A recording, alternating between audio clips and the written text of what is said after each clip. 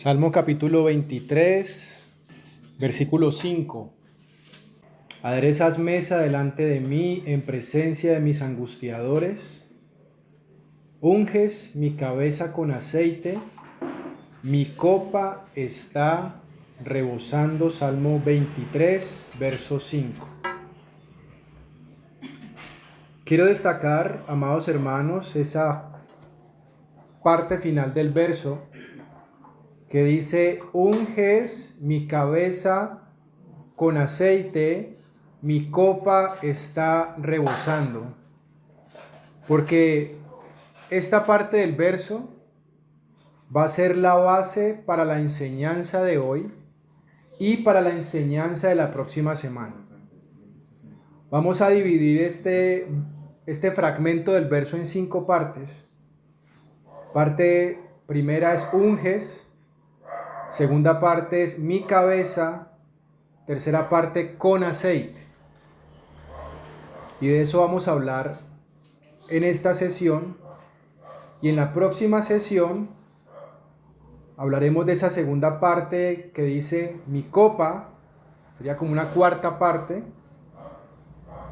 Está rebosando. Una quinta parte. Unges mi cabeza con aceite. Mi copa está rebosando. Ya que la unción tiene que ver con el contenido. Y la llenura del Espíritu es la acción que ejecuta el Señor para llenarnos de ese contenido. Entonces en esta sesión vamos a hablar de la unción. Y en la próxima sesión de la acción que ejecuta Dios para llenarnos de esa unción. Unges mi cabeza con aceite. Esa palabra unges o esa palabra unción, tanto en el hebreo como en el griego, significa consagrar a un oficio. Consagrar a un oficio. Eso significa la palabra unción. Podríamos nosotros definir la unción como el obrar y el mover del Espíritu Santo en nosotros y a través de nosotros, de acuerdo a la asignación, a la vocación, al llamado que el Señor nos ha hecho a cada uno de nosotros, de funcionar en el cuerpo de Cristo. Así podríamos nosotros definir la unción. Esa palabra unción también significa engordar. Esa palabra unges es la palabra dashen, que significa engordar. Tiene que ver con algo relacionado con llenarnos, con rellenarnos, con hacernos crecer. Tiene que ver con eso que el Señor nos trae para poder operar para Él, para poder seguirlo a Él, para poder servirlo a Él.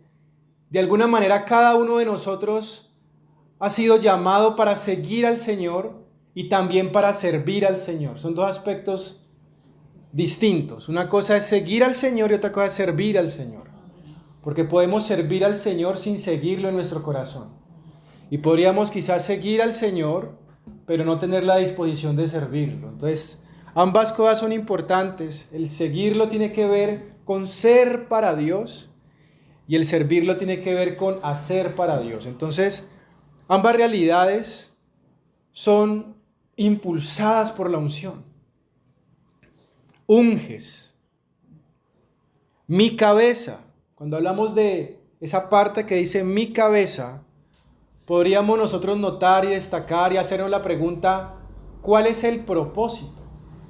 ¿Cuál es el propósito de la unción? ¿Qué podríamos nosotros notar de más allí por la palabra del Señor acerca de esa realidad que el Señor nos trae? Miremos lo que dice allí, hermanos, primera de Juan capítulo 2, versículo 20 y versículo 27.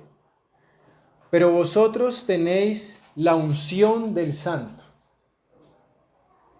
y conocéis todas las cosas.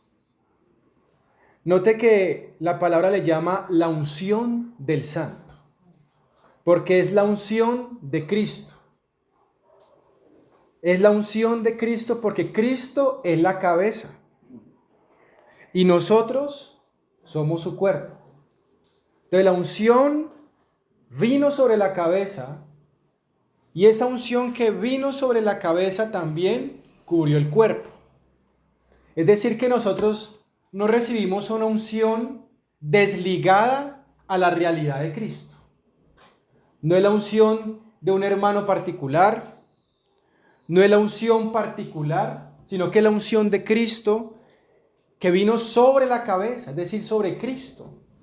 Y esa unción que vino sobre Cristo es la unción que nosotros recibimos. Por eso en aquel día estaba allí el Señor con algunos de los discípulos y ellos estaban un poco ofendidos sobre la forma en la cual una ciudad lo recibió. Y estos discípulos le dicen al Señor: Señor, ¿acaso no es mejor orar para que descienda fuego del cielo y que los consuma? ¿Y qué le respondió el Señor? ¿Ustedes no saben de qué espíritu son? Es decir, ¿cuál es el propósito? ¿Cuál es la asignación que el Señor, el Padre, ha traído sobre esta dispensación? Claro, ellos recordaron lo que ocurrió con Elías. Allí en el monte Carmelo, cuando el fuego cayó sobre el holocausto. Ellos recordaron los días de Lot, cuando cayó fuego, cayó azufre sobre Sodoma y Gomorra. Pero no es la unción de Elías, ni tampoco es la asignación en los días de Lot. Es la unción del Santo. Entonces dice: pero vosotros tenéis la unción del Santo y conocéis todas las cosas. Verso 27. Pero la unción que vosotros recibisteis de Él permanece en vosotros. Y no tenéis necesidad de que nadie os enseñe, así como la unción misma os enseña todas las cosas, y es verdadera y no es mentira. Según ella os ha enseñado, permaneced en Él. Entonces note que en estos dos versos nos encontramos con el propósito de la unción. Y el propósito de la unción es conocer todas las cosas. El propósito de la unción es ser enseñados para permanecer en Cristo. Dice: según ella les ha enseñado, permanezcan en Él. Y es una unción que recibimos de la cabeza. Y esa unción nos enseña todas las cosas. Nos enseña a caminar, nos enseña a seguirle y nos enseña a servirle. Entonces, tiene que ver con conocer y ser instruidos. Miremos lo que dice allí Éxodo, esa figura de Éxodo, capítulo 40, versículo 36 y 37. Es muy interesante porque prácticamente es como el cierre del libro. Está al final del libro de Éxodo. Éxodo 40, 36, 37 dice: y cuando la nube se alzaba del tabernáculo, los hijos de Israel se movían en todas sus jornadas. Pero si la nube no se alzaba, no se movían hasta el día en que ella se alzaba. Entonces, la nube es una tipología del Espíritu Santo. Esa nube de gloria que vemos allí es una nube que representa la dirección de Dios por medio del Espíritu Santo. La unción del Santo. Es la unción del Señor que nos muestra todas las cosas, que nos enseña todas las cosas. Miren lo que marca este verso. Dice que cuando la nube se alzaba, Israel se movía. Y si la nube no se movía, entonces dice que Israel no se movía hasta que la nube se movía. Entonces, su decisión de moverse dependía de lo que la nube hacía. Y para poder estar atentos al momento en el cual la nube se movía, era menester que el pueblo permaneciese observando la nube. No podemos darnos cuenta cuando la nube se mueve si nuestros ojos no están puestos sobre la nube. Entonces, si la nube se mueve y estamos distraídos con otras cosas, no sabemos que la nube se movió. Y si no estamos atentos a la nube y estamos distraídos con otras cosas, podríamos ser arrastrados por esas cosas y movernos en un tiempo diferente al tiempo de la nube. Entonces, lo importante del asunto era observar y esperar. Dos palabras: observar la nube y esperar la nube. Es por eso que el Señor les dice a ellos: quédense en Jerusalén hasta que sean investidos de poder desde lo alto. Es decir, esperen el movimiento, el estruendo. Esa palabra, y vino un estruendo sobre ellos. La palabra en griego es la palabra ecos, que significa rugido. Es como el rugido del león. Y vino un rugido sobre ellos. Y a partir de ese rugido era como la orden del león para que la iglesia se moviese. Entonces, vemos esa realidad. Miremos también, hermanos, para ver esa tipología, lo que dice Hechos capítulo 16. Hechos capítulo 16.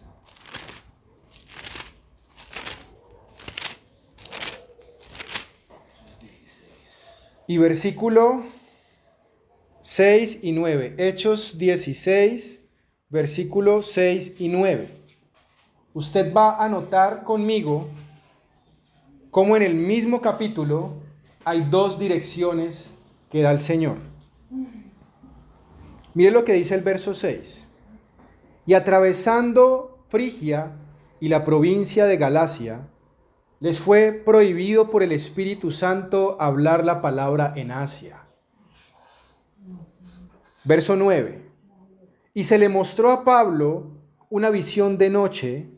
Un varón macedonio estaba en pie rogándole y diciendo: pasa a Macedonia y ayúdanos. Entonces note que en el mismo texto vemos la instrucción del Espíritu Santo de restringir un movimiento y de aprobar un movimiento. Porque el Espíritu Santo trae esa realidad y la unción nos enseña todas las cosas, y dentro de estas cosas tiene que ver con movernos para avanzar o detenernos. Es decir, que el Espíritu Santo nos alienta a seguir, pero también nos advierte de seguir un camino que no debemos seguir o tomar una decisión que no debemos tomar. Es decir, que la nube se mueve y avanza o se detiene y debemos estar atentos a esa realidad. El texto de Salmo 23 dice: tu vara y tu cayado me infundirán aliento. El pastor tenía una vara y tenía un cayado. La vara era para impulsar a la oveja y el cayado era para detener a la oveja.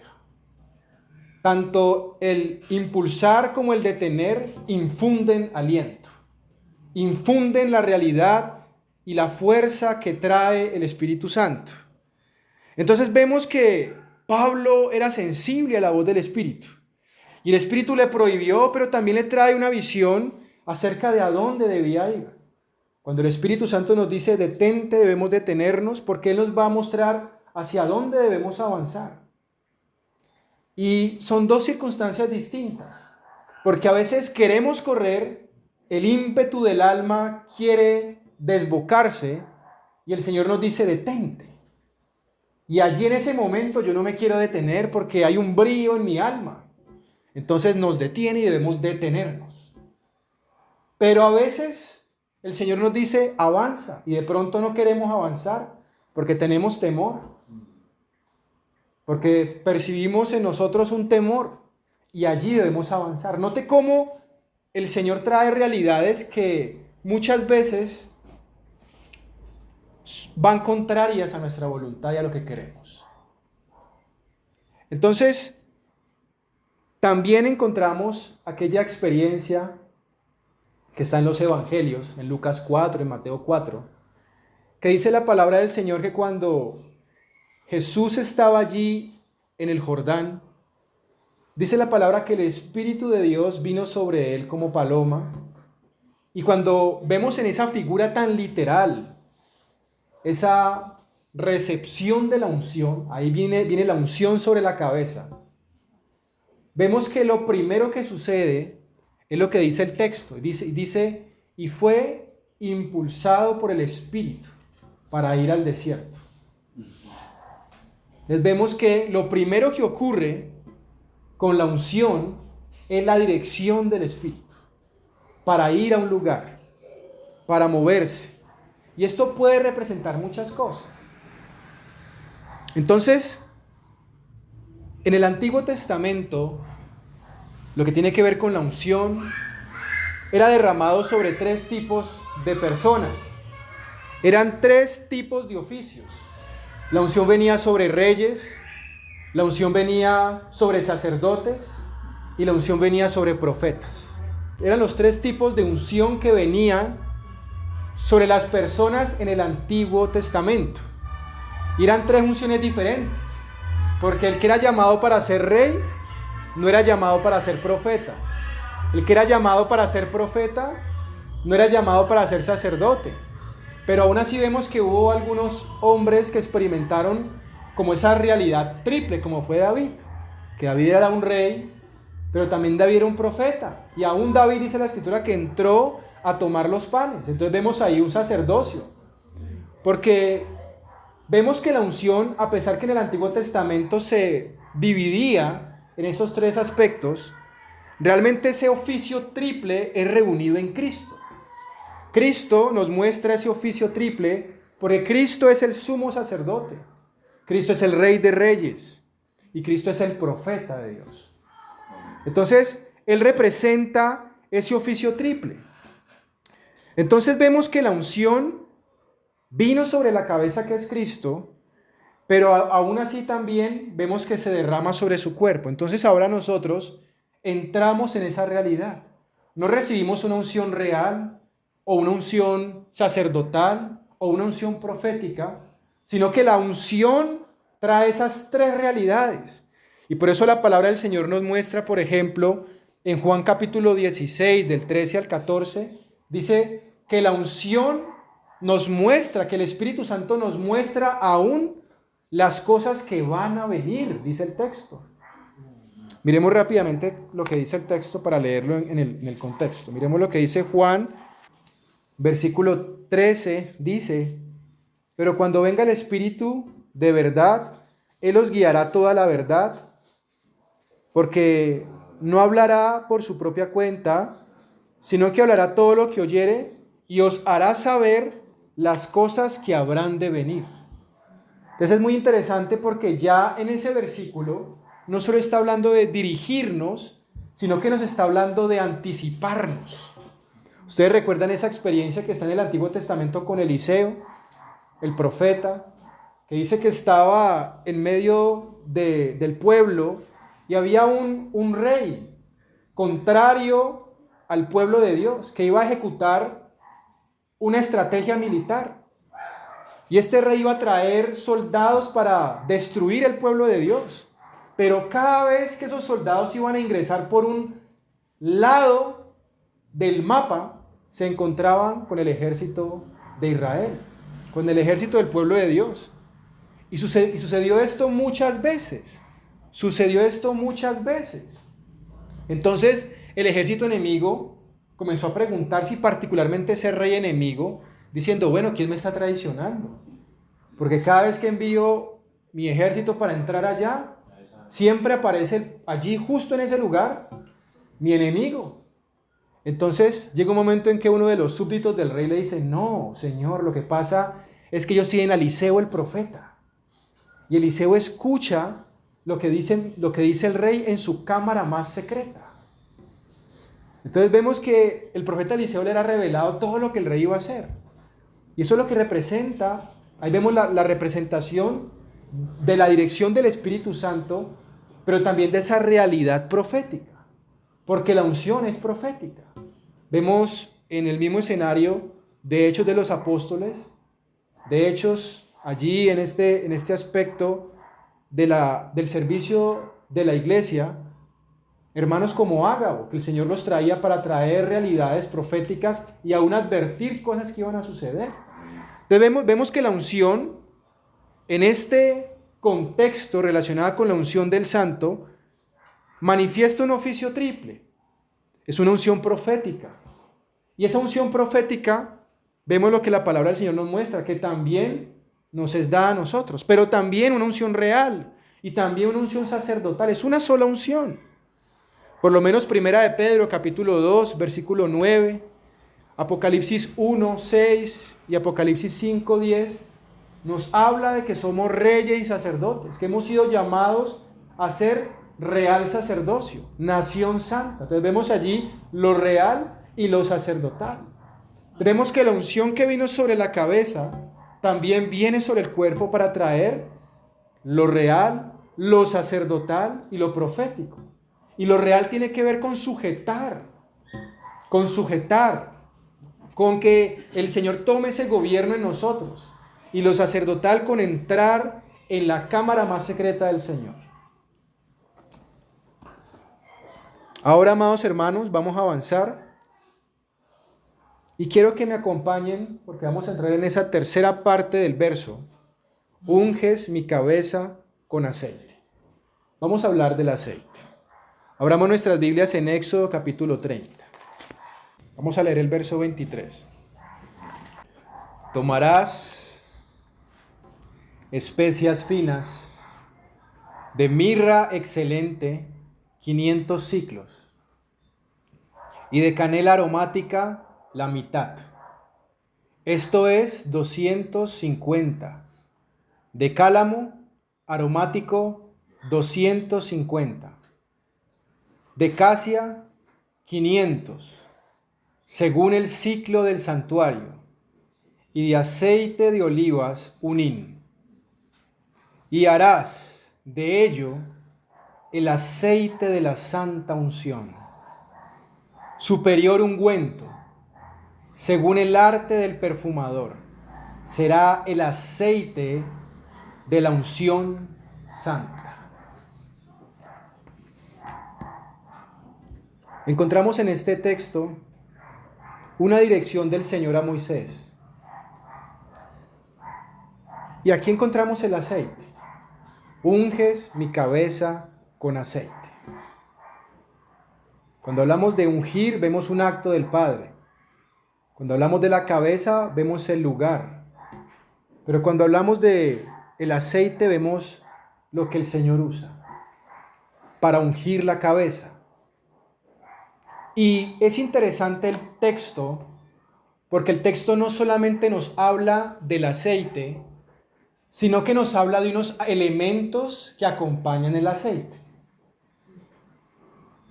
Es decir, que estos elementos no forman el aceite, sino que estos elementos acompañan el aceite. Porque el aceite en sí mismo es suficiente, porque es aceite. Nada se puede mezclar con el aceite.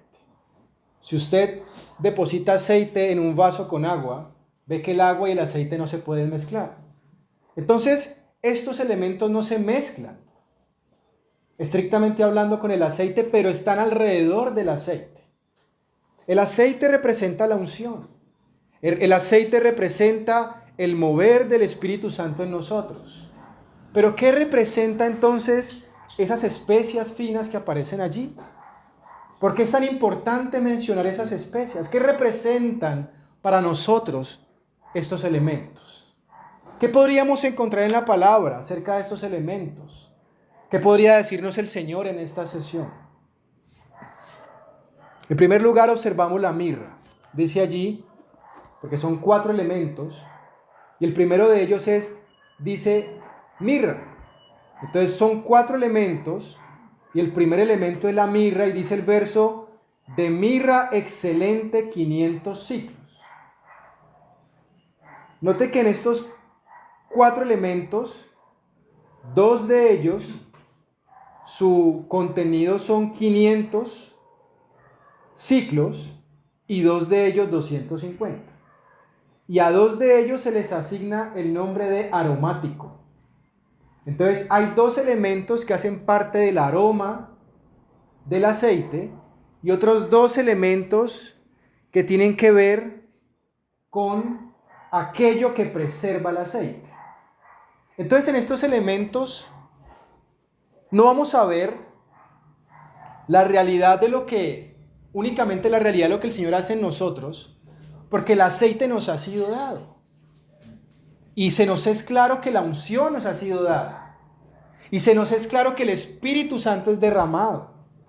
Experimentar la llenura del Espíritu Santo es una realidad. Puede suceder en este mismo momento, como dice la palabra del Señor, que mientras Pedro daba un discurso, cayó el Espíritu Santo sobre ellos. Pero el tema de los elementos que aparecen acá tiene que ver con cómo nosotros preservamos esa realidad en nosotros.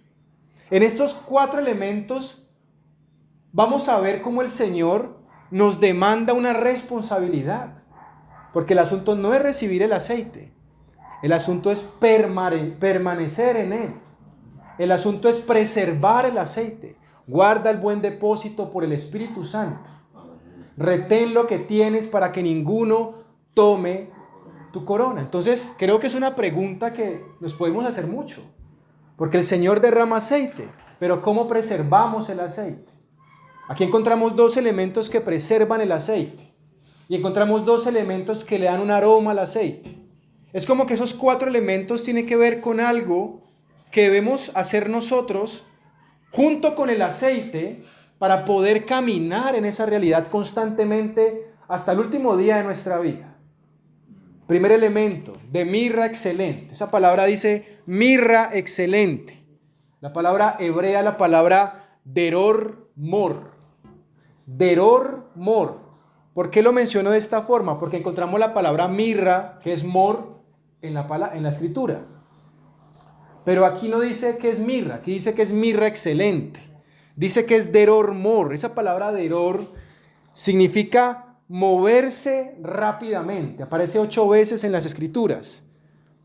Y en las veces que aparece en las escrituras también es traducida como libertad.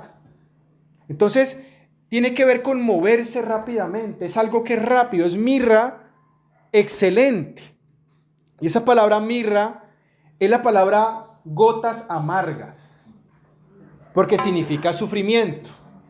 Si encontramos y buscamos lo que significa la mirra, creo que la mirra es algo familiar para nosotros por muchos estudios que quizás hemos escuchado, de que representa sufrimiento, y es así. Representa negarnos por el Señor, representa tomar la cruz. Pero no vamos a hablar de la mirra, sino que vamos a hablar de esa palabra que es deror, que significa moverse rápidamente, que es excelente. No es solamente la invitación a la muerte, no es solamente la invitación a negarnos, sino que tiene que ver con una excelencia. Tiene que ver con algo puntual relacionado con el negarnos. ¿A qué podría referirse esto? Miremos lo que dice, amados hermanos, Cantares capítulo 1, versículo 13. Cantares 1:13 y también vamos a leer Cantares 5 al 6. Cantares 1:13 dice: mi amado es para mí un manojito de mirra que reposa entre mis pechos. Vemos que Cantar de los Cantares, la palabra del Señor dice que Salomón compuso 1005 cantares, pero que este es el Cantar de los Cantares. Y Cantar de los Cantares es una tipología del romance entre el Señor y la iglesia. La sulamita representa a la iglesia en ese contexto. Pero en ese verso vemos que ella está exclamando algo y dice: mi amado es para mí un manojito de mirra que reposa entre mis pechos. Y es que la mirra en la antigüedad se depositaba en un frasco y algunas mujeres se colgaban este frasco en un collar y lo guardaban en su interior, detrás de la ropa. Entonces vemos que aquí cuando se refiere a los pechos, se refiere a un lugar íntimo. No es un lugar público, es un lugar íntimo. Y ese manojito de mirra está allí en ese lugar íntimo. Y esto nos habla de tomar la cruz, nos habla de identificarnos con el Señor y que el Señor murió por nosotros, pero ahora nosotros somos llamados a seguir sus pisadas. Y es la decisión que tomamos por Él, que a la carne definitivamente no le agrada. Le es incómodo esto a la carne, ¿no? Entonces, la mirra representa los sufrimientos voluntarios que tomo por el Señor. Pero es algo que está en el interior, es algo íntimo. No es algo que se divulga.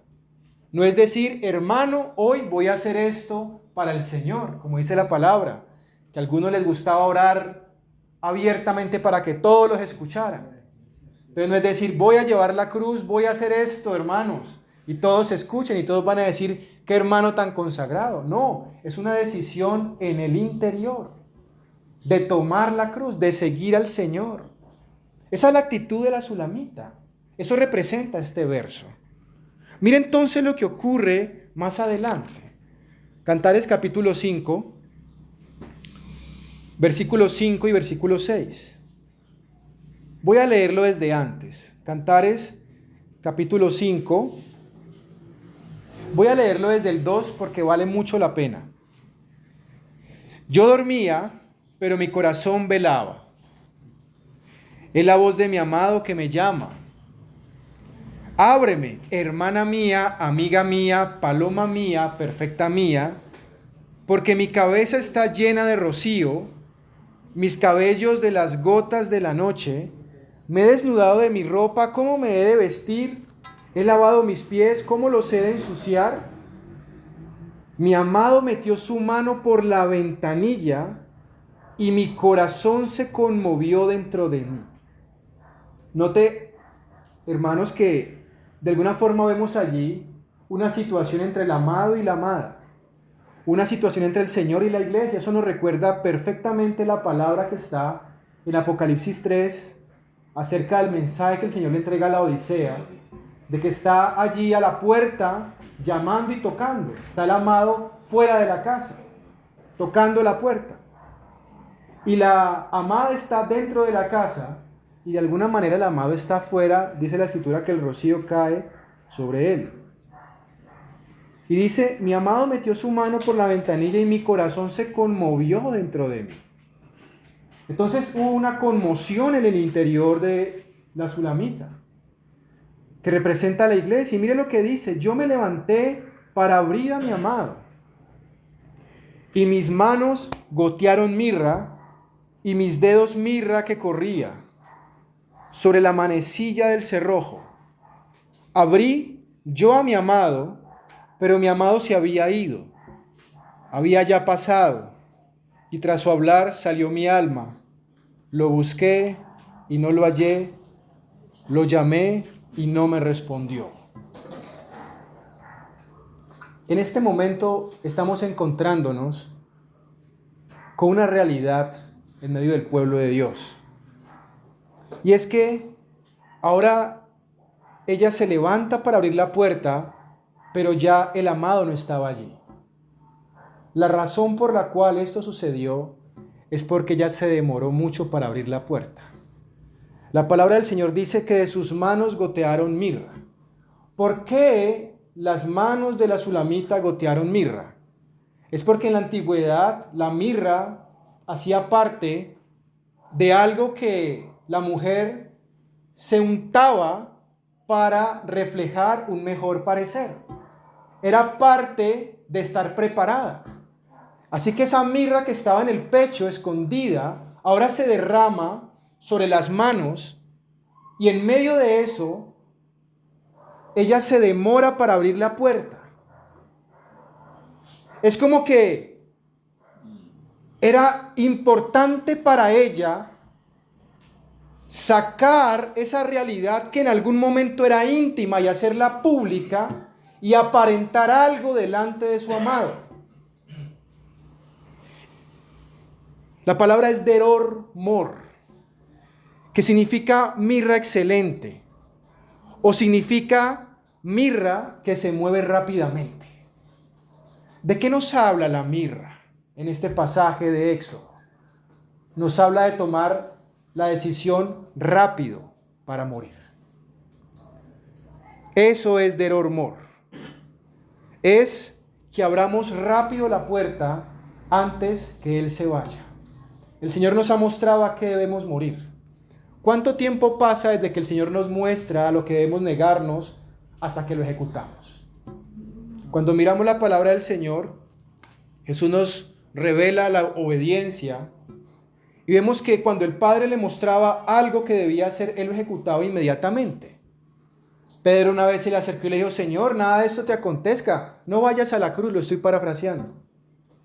¿Qué sucedió? Vemos lo que sucede, vemos que el Señor reprende a Pedro e inmediatamente toma la decisión y afirmó su rostro para ir a Jerusalén. Las decisiones del Señor eran inmediatas y el Espíritu lo impulsó al desierto, inmediatamente fue al desierto. Cada vez que la nube se movía, Él se movía. La nube se mueve y nos lleva a una mirra. Pero si nosotros nos demoramos y no seguimos la nube, el amado se va a ir. Mientras comenzamos a aparentar y a untarnos de mirra para aparentar que la mirra está sobre nosotros, para mostrarle a los demás que hemos muerto, el Señor se va. Eso se llama catalepsia espiritual. Porque la catalepsia es una enfermedad que ha ocurrido en muchos momentos de la historia. Hay historias sobre esto, de que la persona que padece catalepsia, sus signos vitales comienzan a disminuir a tal punto que parece muerta y llegan a enterrarla. Es una muerte falsa. Aparentemente está muerto, pero no está muerto. Eso es catalepsia. Eso es catalepsia espiritual. El Señor no nos está llamando a tener catalepsia espiritual, sino que nos está llamando a tomar la mirra de verdad. No aparentar que la mirra está alrededor de nosotros, sino que la mirra que está en nuestro corazón nos lleva a tomar una decisión. Y ella tenía que correr. En ese momento ya debía correr y abrirle la puerta al amado. Entonces, la mirra representa no solamente morir, representa hacerlo pronto cuando el Señor te muestra que debes hacerlo. Debemos quizás pedirle perdón a alguien, debemos quizás renunciar a algo en particular, huir de algo en particular, votar algo particular, alejarnos de algo en particular, y muchas veces eso queda en nuestro corazón y no tomamos la decisión pronta para hacerlo. Debemos morir inmediatamente. Recordemos que este aspecto de la mirra es un elemento que acompaña la unción, porque el tomar esa decisión inmediata para morir nos lleva a que la unción tenga una consistencia en nuestra vida. Siempre el Señor nos va a llevar a esta realidad. Vamos a hablar ahora, hermanos, de la canela y el cálamo, porque son los dos elementos que se les menciona como aromáticos. Dice canela aromática, cálamo aromático, y son 250 y 250. Es decir que al separar la escritura y disminuir las cantidades de estos dos elementos, nos da a entender que estos dos elementos se mezclan para fabricar el aroma total de este aceite. Entonces, estos dos elementos deben mezclarse para que el aroma esté completo. Y ese aroma ya no representa algo relacionado con preservar, sino que representa algo relacionado con agradar, no a los hombres, sino al Señor. Entonces, la palabra nos habla de la canela. Y esa palabra canela, en el hebreo que es kinamón, significa levantar. Levantar. Vamos a mirar dos pasajes que nos habla sobre la canela para que entendamos el contexto y lo que esto representa. Proverbios capítulo 7, versículo 17 y Cantares 4:14. Ya estamos en Cantares. Proverbios capítulo 7, Vamos a leer el verso 17. Primero vamos a leer Proverbios y luego regresamos a Cantares. He perfumado mi cámara con mirra, aloes y canela. Ven, embriaguémonos de amores hasta la mañana. Alegrémonos en amores, porque el marido no está en casa, se ha ido a un largo viaje. Si ustedes leen el contexto de este capítulo, lo que está sucediendo allí es algo terrible. Porque es una mujer que se acerca a un hombre que no es su marido y lo seduce, y este hombre, que la palabra del Señor le llama un joven falto de entendimiento, ¿sí?, se acerca y cede a esta mujer. Y esta mujer lo lleva a un contexto, lo lleva a un escenario íntimo en una habitación donde los elementos que están en la habitación, dentro de los elementos que están allí, está la canela. Y es algo ilícito porque dice, el marido no está en la casa. Algo terrible. La canela representa la intimidad. Y en este caso, representa algo íntimo terrible. Porque la intimidad es algo que el Señor nos ha dado. Pero es nuestra decisión qué incluimos en esa habitación, qué permitimos que entre en esa habitación, qué permitimos que entre en ese lugar íntimo. Ahora hablamos de la mirra que estaba en los pechos de la Sulamita, y allí también se menciona la mirra. Un lugar íntimo, un lugar íntimo. Mire lo que dice Cantares, porque ahora Cantares habla de la canela, pero en otro contexto. Cantares capítulo 4, voy a leer lo que dice más atrás. Versículo 11. Dice, como panal de miel destilan tus labios, oh esposa. Es para la esposa. Es un matrimonio. Miel y leche. Es como decir leche y miel, que representa lo que vemos allí en Canaán, ¿no? Que son las riquezas inescrutables de Cristo. Es una tipología. Dice, miel y leche debajo de tu lengua, y el olor de tus vestidos como el olor del Líbano. Vamos a saltar a lo que dice el verso 14. Nardo y azafrán, caña aromática y canela, con todos los árboles de incienso, mirra y aloes, con todas las principales especias aromáticas. Son pocos versos en los que aparece la palabra canela. Pero ahora vemos la canela en un contexto diferente. No es un contexto ilícito, es un contexto lícito. Es un contexto correcto. Porque está en un romance entre Salomón y la Sulamita. Es un romance entre el Señor y la iglesia. Pero en el otro contexto es una terrible situación inmoral entre un joven falto de entendimiento y una mujer adúltera. Así que la canela representa la intimidad. ¿Y qué es la intimidad?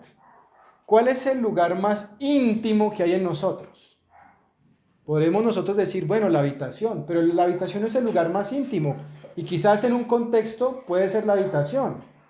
Pero si hablamos del lugar más íntimo en el hombre, hablaríamos de su corazón, de sus pensamientos, de sus emociones, de lo que está en su interior. Allí donde nadie conoce, donde nadie puede ver. Puedes estar sonriente, pero en tu corazón no hay sonrisa. Puedes estar con un rostro con seriedad, pero en tu corazón hay alegría. Puedes aparentar algo de santidad, pero en tu corazón no hay esa realidad. Entonces el lugar íntimo representa el corazón. ¿Qué es lo que estamos dejando entrar en nuestro corazón? ¿Un joven falto de entendimiento? ¿Una mujer adúltera? ¿O al Señor que nos llama esposa mía, hermana mía? Entonces la canela representa, amados hermanos, porque la palabra es la palabra levantar, o la palabra erigir, representa la edificación de Cristo en lo íntimo. Representa levantar esa experiencia del Cristo en nosotros en el lugar más íntimo. en nuestro corazón, en nuestro interior. Miremos lo que dice, amados hermanos, porque ahora vamos a hablar sobre el cálamo. Es el cálamo aromático. Y ese cálamo aromático, en el hebreo, la palabra es la palabra kane o kana, que significa vara para medir. Voy a decir todo lo que significa esa palabra. Vara para medir. Radio, en el sentido del hueso. Hay un hueso que se llama radio. Significa erigir. Significa poseer, ganar y recobrar. Eso significa la palabra cálamo. Y esto tiene que ver, cuando hablamos de esa vara para medir, y cuando hablamos de ese hueso, tiene que ver también con la edificación de Cristo, porque también significa erigir. Pero en ese sentido de la vara para medir, y en ese sentido del hueso, el hueso es una parte del cuerpo. Ya no representa la edificación de Cristo en nosotros, sino que representa la edificación de Cristo en el cuerpo.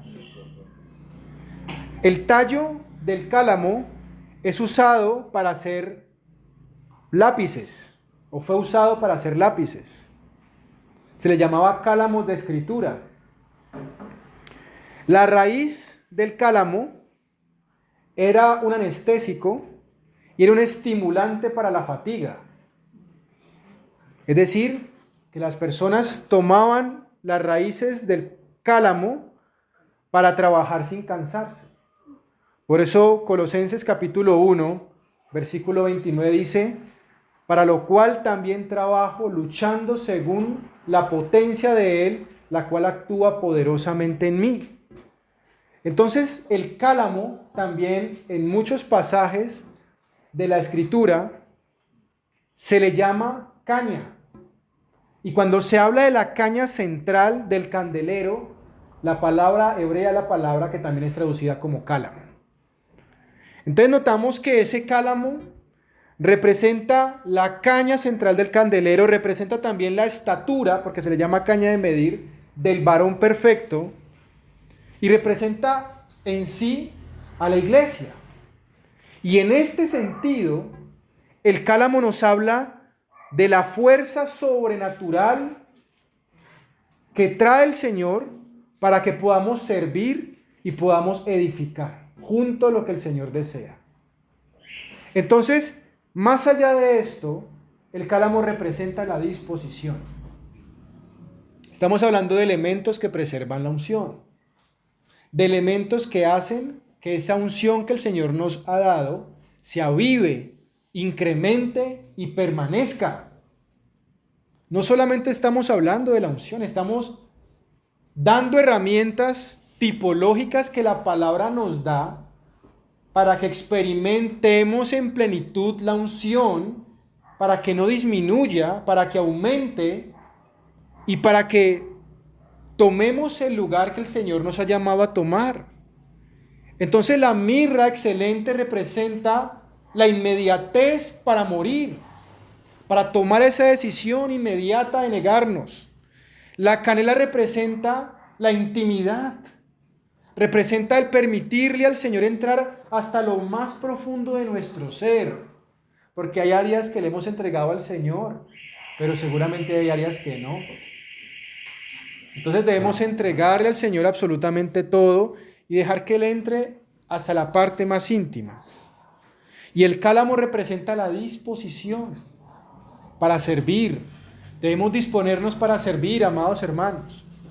Dentro de este tema de los dones del Espíritu que vamos a abordar en próximas sesiones, la razón de esto es para encontrarnos con la palabra y experimentar en ella una dirección del Señor acerca de lo que debemos hacer.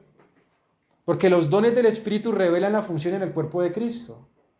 Y el Señor nos ha llamado para que nosotros le sirvamos a Él. Y debemos tomar decisiones para servirle a Él, en aquello que Él nos ha mostrado, para servirle. Porque cuando servimos, la unción se preserva, la unción aumenta, la experiencia con esta realidad aumenta. Entonces, eso es lo que representa el cálamo. Así que la canela habla de la edificación de Cristo en lo íntimo y el cálamo habla sobre la edificación de Cristo a través de nosotros en el servicio. Y estos dos elementos representan el aroma. Es algo que huele, es algo que se siente, es algo que se siente y se experimenta. Finalizamos entonces, amados hermanos, con el último elemento, que es la casia. Casia 500 ciclos. Esa palabra casia es la palabra kida, que significa rollos arrugados. La raíz hebrea de esa palabra, que es la palabra kadat, significa doblar el cuerpo o el cuello, bajar la cabeza, hacer reverencia y humillarse. ¿Puede notar todo lo que significa una palabra? Eso significa la palabra casia. Así que nos damos cuenta que eso ya nos está invitando a otra realidad. Porque la casia en su particularidad como elemento natural tiene un aroma, tiene un sabor, pero ese aroma y ese sabor es intenso y es picante. Es de color oscuro. La casia es de color oscuro. Y la casia también hace parte de la familia de la canela, pero es de menor calidad. La canela es más suave y es más clara. Así que la casia representa algo duro y la canela representa algo suave. La casia representa el ego, que debe ser demolido. Porque es algo intenso, es algo picante, es algo que se quiere mostrar. Y debe ser demolido. Aquí en este contexto, para poder preservar el aceite, el Señor nos está invitando a morir al ego. Esa palabra ego es una palabra griega. Estamos enseñados a esa palabra, pero la palabra es yo. Cuando usted busca la palabra yo en griego, es ego. Si usted quiere decir yo en griego, debe decir ego.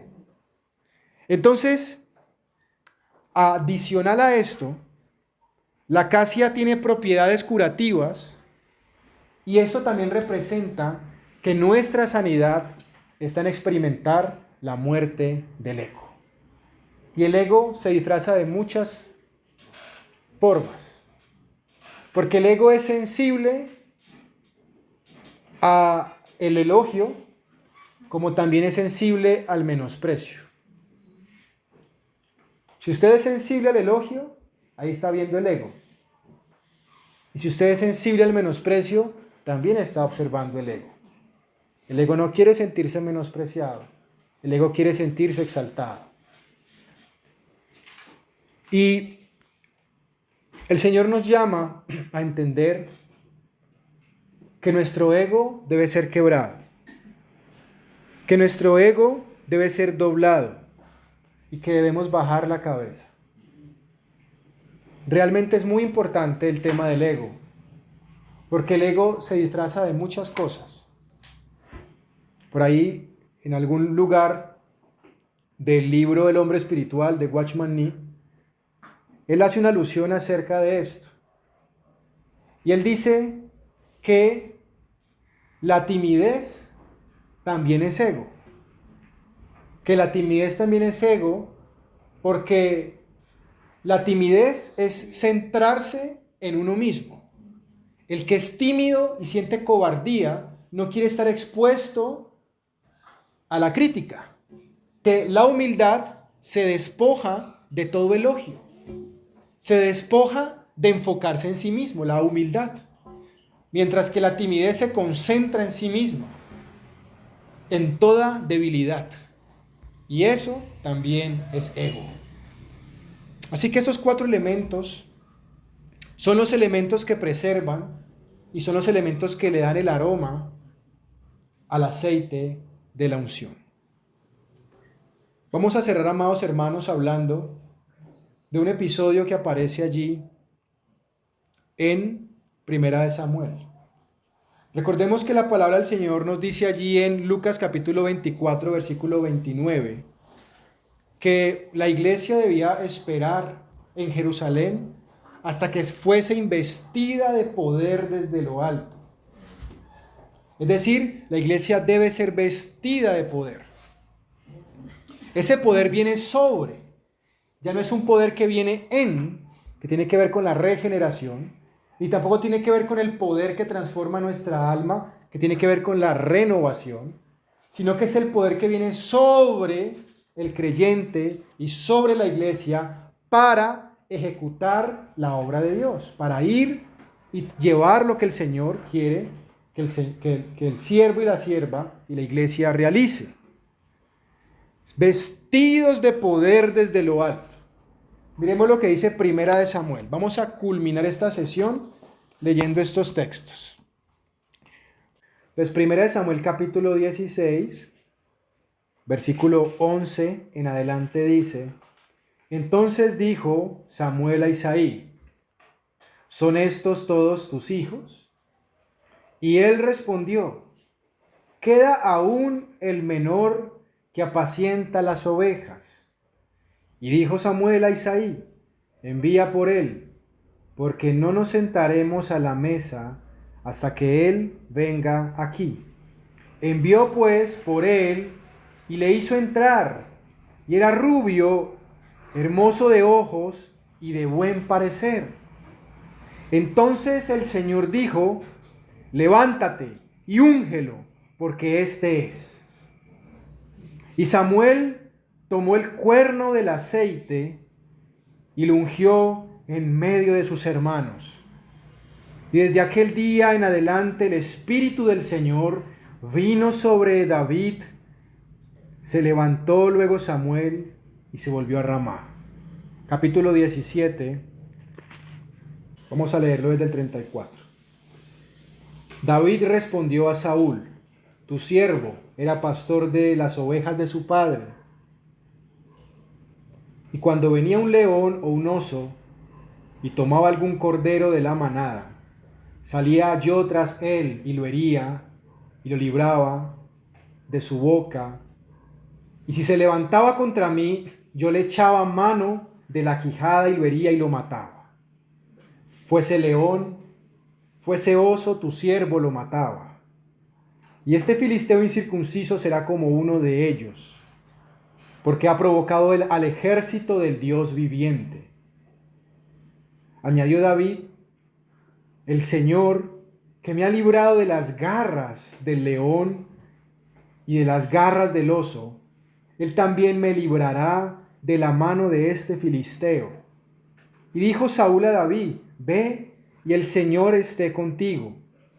Y Saúl vistió a David con sus ropas y puso sobre su cabeza un casco de bronce y le armó de coraza. Y ciñó David su espada sobre sus vestidos y probó a andar, porque nunca había hecho la prueba. Y dijo David a Saúl: Yo no puedo andar con esto porque nunca lo practiqué. Y David echó de sí aquellas cosas. Conocemos el contexto de esta historia. Note, amado hermano y hermana, que cuando Samuel unge a David, lo unge en el capítulo 16, y cuando David enfrenta al gigante, al paladín, sucede en el capítulo 17. Es decir, es algo que ocurre inmediatamente, casi que sucede al otro día, prácticamente sucedió al otro día.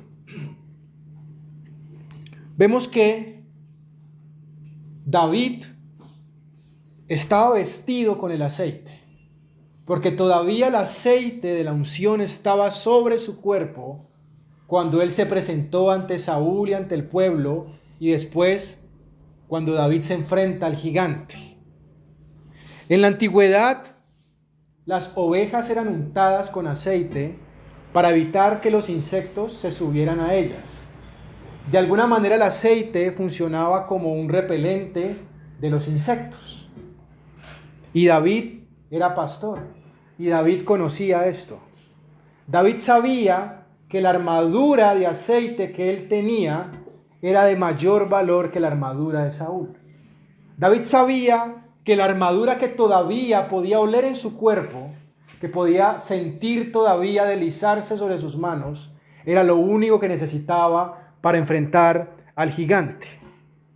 David sabía que para que Goliat lo matara, tenía que atravesar la armadura de aceite que tenía. David sabía que para que Goliat lo debilitara y lo destruyera, debía atravesar al Espíritu Santo. Y David sabía que eso era imposible. Por eso David venció al gigante. Luego escribiría en el Salmo 23 en adelante, después del verso 4, tu vara y tu cayado me infundirán aliento. Aderezas mesa delante de mí en presencia de mis angustiadores. Unges mi cabeza con aceite. Mi copa está rebosando. La gracia de nuestro Señor Jesucristo sea con todos ustedes, hermanos. El amor del Padre y la comunión del Espíritu Santo. Amén.